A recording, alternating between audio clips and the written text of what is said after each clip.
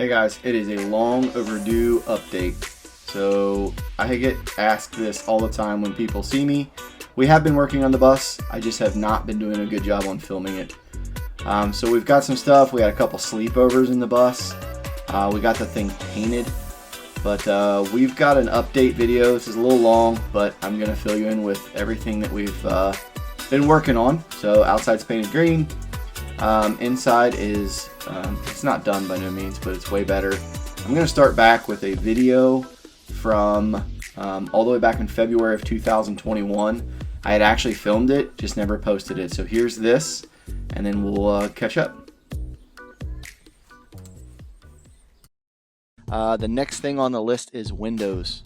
So the windows right here, there was 4 screws holding them in, and the metal piece.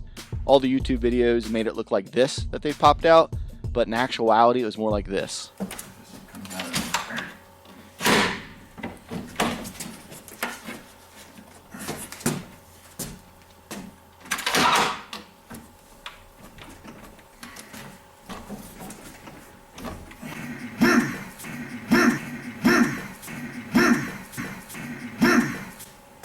don't know if I'm ready to do this today, to be honest, but we tried many different ways. This was teamwork. Me from the outside, Ash from the inside. Worked great. Still wasn't the best method that we found. I'll show you here in a minute what we found out. But basically we had to pull all 12 windows on each side, 24 in total. Clean all the old silicone, all the old nasty stuff off of the frame and actually of the window sill. So it was tedious. That's what's been taking so long. And we haven't, it feels like we've just been in slow motion. But good news is this video, it's all done. We can move on to the next thing here. So the tool that actually worked the best was the Milwaukee cordless plunge saw, little oscillating tool. This thing was absolutely crucial. If you're building a bus, it's a must-have. It is an awesome tool. And yeah, so that tool worked the best. This is the video of after we'd used that tool. I remember the frustration I had in the one video. That's how the people on YouTube are doing it. Literally, it just falls out. As simple as that. No motorbike noises, no frustration. And then from there, it was just lots of scraping, lots of cleaning, getting things prepped, many long late nights. So enjoy some of the sped up process.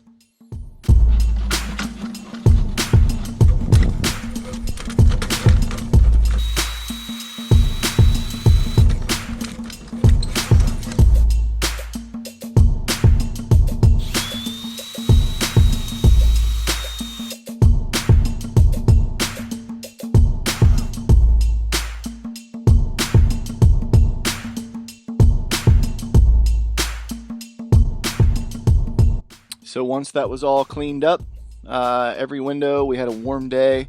It was time to reseal them. So some fresh silicone going down. I gotta admit, I was not as smooth as this shows on the first couple, but when you do 24 of them, you get pretty good at it. So we were able to seal it all up, get them all in and cure, and we had some pretty good rain to test it, and I am proud and glad to say that we had no leaks. So guys, stay tuned. Next is going to be floors.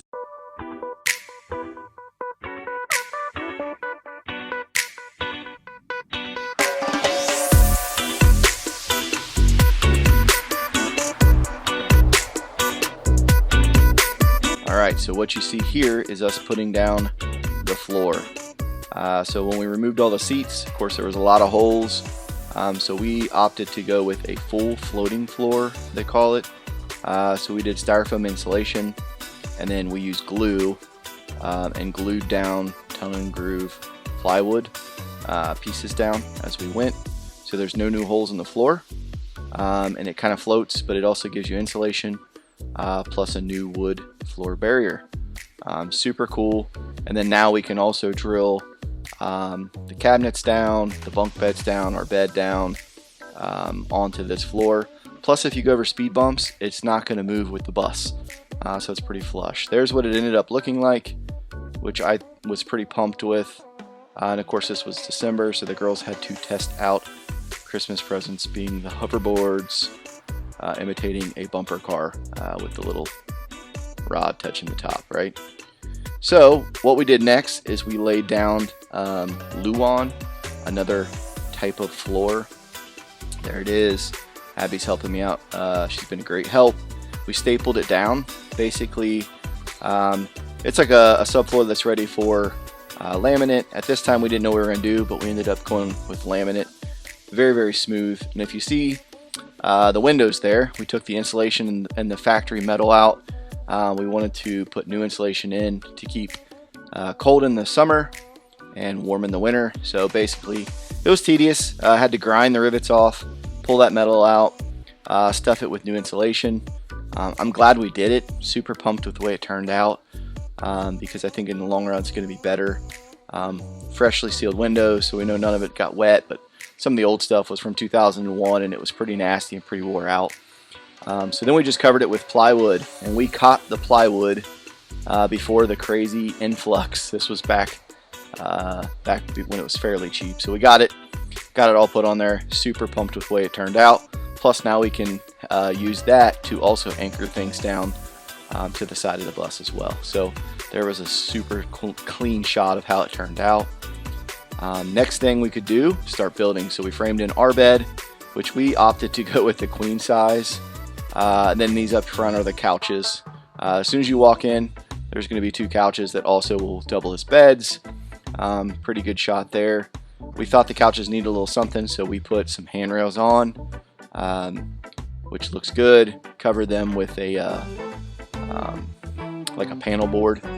Painted them up white. We're gonna have to touch them up because as we're going in and out, it's a little crazy. Pine wood on top, and then we want to do something better on the sheets. I want to get something that's like more fitted with a zipper. I saw on Etsy, but for right now we just have bed sheets and pillows. It does the job. There's our bed, and then if you see on the left there, the 2x4s, we started to frame up the girls' bunks. So they're going to be sleeping right there. I'm also going to turn that into a wall. I'm excited because it hides that wheel well, and then can get the girls' bunks. Here is the kitchen cabinets and countertop.